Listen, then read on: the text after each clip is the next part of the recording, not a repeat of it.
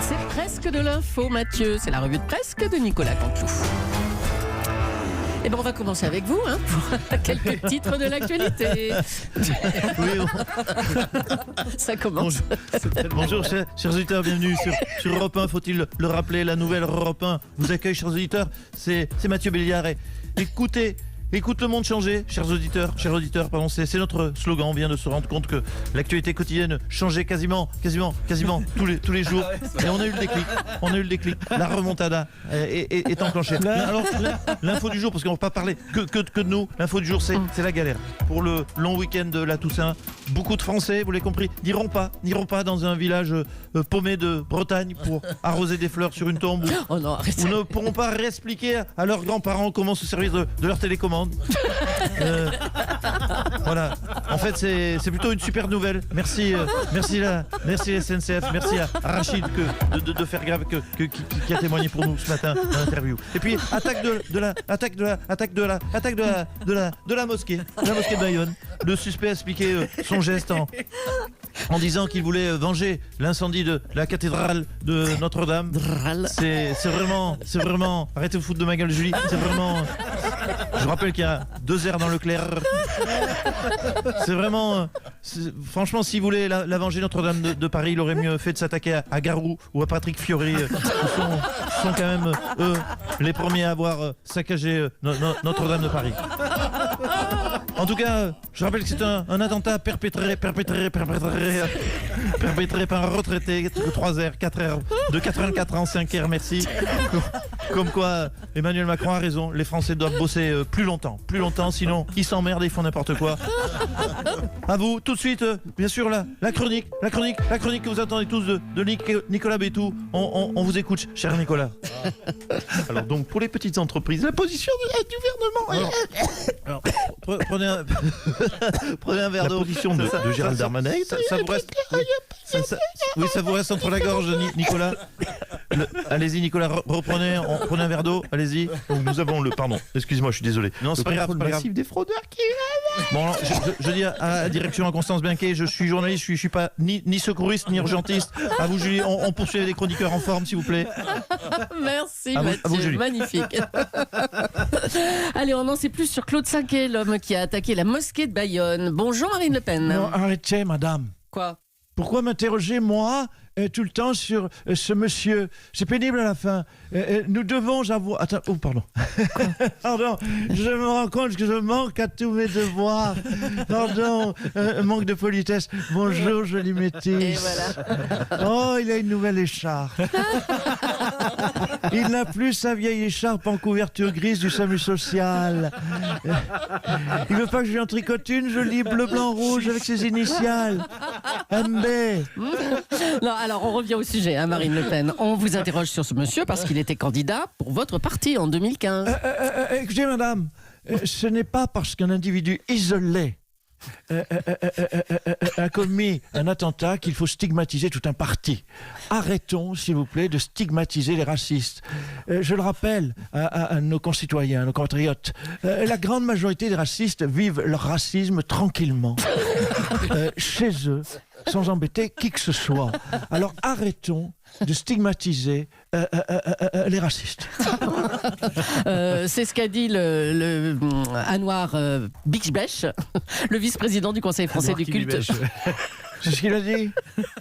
Anouar Bixbech, le vice-président du Conseil français du culte musulman cette semaine. Mais oui. écoutez, alors si on m'avait dit cette semaine que je serais d'accord avec un musulman, je ne l'aurais pas cru. Oh là, on progresse, Marine Le Pen. Allez, toujours sur l'attentat de Je Bayonne. prends votre tour de cou, mon cher Mathieu. Écoutez ça dès ce week-end. On reçoit Emmanuel Macron. Bonjour, monsieur le président.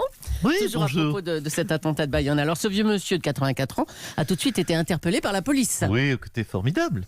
Les Américains font péter le terroriste number one au monde et nous, on a réussi à plaquer au sol un petit vieux de 84 balais. Vous avez lu la news comme moi. L'individu a pris la fuite. C'est ce qui est marqué partout. J'aurais aimé voir ça. Un petit vieux de 84 ans qui part en courant, qui démarre en trombe, en 2 chevaux pour fuir à 25 km/h dans les rues de Bayonne. Non, franchement, ça devait pas être spectaculaire. Ça devait plus ressembler à un épisode de Derrick qu'à Fast and Furious. Hein. Donc, bravo à mon Cricri Castaner pour cet exploit. Eh bien, merci, Monsieur le Président. Bonne J'en journée. Le tireur de la mosquée de Bayonne, toujours lui, voulait, dit-il, venger Notre-Dame. Bonjour Stéphane Bern. Oh, ma Julie, mon Mathieu. Oh, mon Jean-Pierre, mon Julien, mon Philippe, mon Laurent. Non, mon Omblin, ma Fanny, ma Virginie. Oui, chaque fois, je suis colère. Mais enfin, mais pourquoi, je le dis à ce monsieur, mais pourquoi tu as tiré au fusil devant une mosquée pour venger Notre-Dame, vieux trou du cul? Non, mais franchement, c'est pas les musulmans qui ont détruit Notre-Dame, c'est du feu. Hein, et du feu et des musulmans, je vais être pédagogique, c'est pas pareil. Hein, essayez de faire cuire des saucisses en les posant sur des musulmans, ça ne marche pas. Oh, écoutez Stéphane. Mais oui, mais en ce moment il fait froid. Oui. Testez, mettez un musulman assis dans votre cheminée, vous n'aurez pas plus chaud. Maintenant sortez le musulman du conduit, mettez-le sur un fauteuil, à la place mettez du feu dans votre cheminée. Là oui, vous aurez bien chaud. Oh là là là. Bon, c'est vrai que venger Notre-Dame, c'est curieux hein, comme motivation. Mais oui, non, mais si franchement il voulait être utile à Notre-Dame, c'était pas en brûlant une mosquée, c'était en prenant sa petite truelle, hein, son petit ciment, prise rapide et en avant Guingamp. Alors, s'il y a d'autres fous qui veulent venger Notre-Dame, faites plutôt cramer votre carte bleue à Castorama et venez vous nous aider. Bon sang de bon c'est pas faux, hein, Stéphane. Oh, bah je suis oui. chafouin. Allez, on revient sur le fiasco de l'EPR de Flamanville. Bonjour Bruno Le Maire. Oui. Bonjour Madame Julie Leclerc, bonjour Mathieu Béliard et bonjour à tous les autres sous-fifres qui vous entourent. Alors en 2006... Je sais, je l'ai été, fut un temps. En 2006, EDF lance la construction de l'EPR de Flamanville. Le chantier doit durer 4 ans et coûter 3 milliards. Et 13 ans après, c'est toujours pas fini et on parle d'un coût de 12 milliards. Je l'entends. Bah, Mais ouais, qui n'a déjà pas refait un appartement ? C'est toujours comme ça, il y a toujours un petit retard de quelques semaines dans la livraison. Oui, mais enfin, c'est là, ainsi les travaux. Attendez, il va y avoir un retard de 13 ans quand même. 13 ans, certes, c'est un peu plus que quelques semaines. Mais qui a déjà fait des travaux, c'est également qu'il y a quelques dépassements de budget, souvent liés à la qualité des prises électriques, la qualité des fenêtres. Oui, mais enfin là, il y a 9 milliards de dépassements, monsieur le maire. 9 milliards. Bah oui. Oui, ça fait déjà des belles fenêtres. Oui, des vitraux en l'occurrence. Hein.